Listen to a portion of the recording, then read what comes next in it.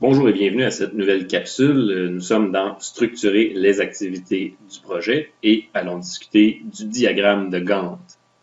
Pour faire un diagramme de Gantt simple, nous vous suggérons d'utiliser Excel. Ici, nous utilisons la version de Excel 2010. Excel offre déjà des gabarits pour faire une série de tâches et de modèles. Ainsi, nous vous suggérons de les utiliser.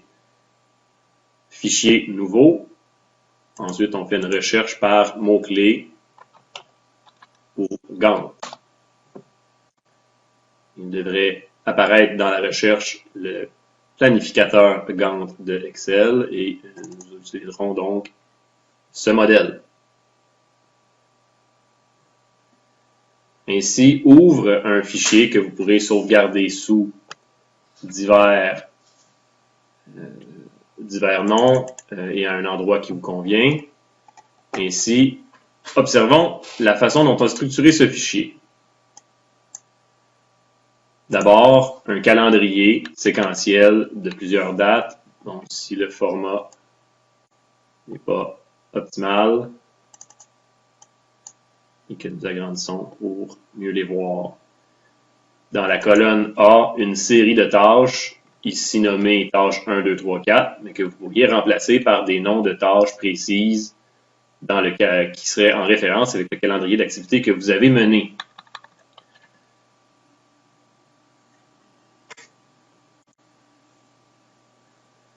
On devrait donc débuter par la modification de la date de notre projet. Imaginons que nous soyons en 2014, le 1er janvier.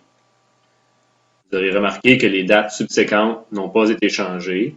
Ainsi, vous pourriez lier les dates les unes aux autres et utiliser la poignée de recopie pour distribuer ces dates dans le temps. Et vous assurer que les dates vont jusqu'à la fin du projet que vous visez. Par exemple, ici, le 5 février 2014. Les colonnes subséquentes sont jugées non nécessaires et vous pourriez les retirer si votre besoin est tel.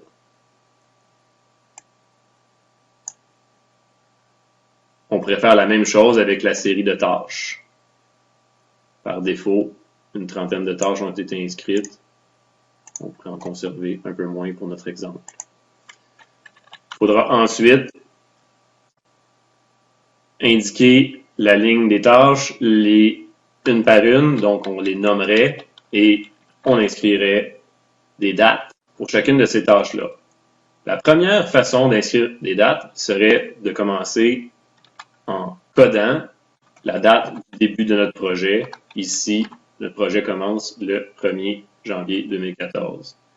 Il se terminerait pour l'activité de la tâche 1, imaginons 5 jours plus tard. Ce qu'on fera, c'est additionner la date de début à 4 jours de travail, ce qui nous donnera une durée de travail allant du 1er janvier au 5 janvier pour une durée, vous voyez, qui s'est calculée de façon automatique dans la cellule D8 de 5 jours et sont apparus la représentation graphique de cette activité.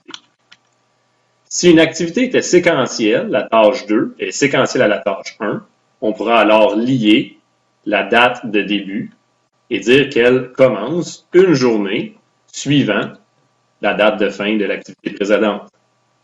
Et elle se terminera, elle, on pourrait croire dans notre exemple, une dizaine de jours plus tard, et donc on y additionnera 9 jours. On voit donc apparaître de façon séquentielle le diagramme de la tâche 2. Une tâche pourrait se réaliser en parallèle. Elle pourrait débuter au même moment qu'une tâche existante. Ainsi, on pourrait alors lier le début de cette tâche au même moment que le début d'une autre tâche et s'assurer qu'elle se termine au même moment que celle-ci. On verrait apparaître alors une autre tâche qui se déroulerait en parallèle de la précédente. Finalement, des tâches pourraient chevaucher. Ainsi, elles pourraient commencer, par exemple, 2 jours suivant le début d'une tâche et se terminer, par exemple, 15 jours plus tard. Et donc, on additionnera 14 jours à notre activité. Cette tâche va donc apparaître de façon chevauchée aux tâches précédentes. Ainsi, si la date de début du projet changeait et que celle-ci devenait un projet qui commencera 3 jours plus tard, au lieu du 1er janvier, on commencerait le 4, alors on pourra changer la date pour le début et toutes nos tâches vont se décaler de façon automatique sans avoir à retranscrire les dates de chacune des tâches qui ont été liées. J'attire votre attention sur les chiffres qui apparaissent au bas des colonnes. La première représente la présence du nombre d'activités à réaliser à une date donnée. Par exemple, ici, en haut 15, 3 activités se chevaucheront, alors que il y a présence, et c'est ce que nous indique la ligne la plus basse, la présence d'activités, alors que, par exemple, dans la cellule G16, aucune activité n'a été détectée et donc apparaît un 0. En cellule B2, le tableur compile le nombre de jours travaillés, en somme, le nombre de carrés ayant été affectés à une tâche, qui totalise 40 jours de travail dans notre exemple, alors que le projet se réalisera sur une durée de temps prévue de 22 jours. Ces jours seront compilés du premier jour de travail à la dernière journée de travail et auront pour effet de prendre en compte le fait que des tâches se chevauchent.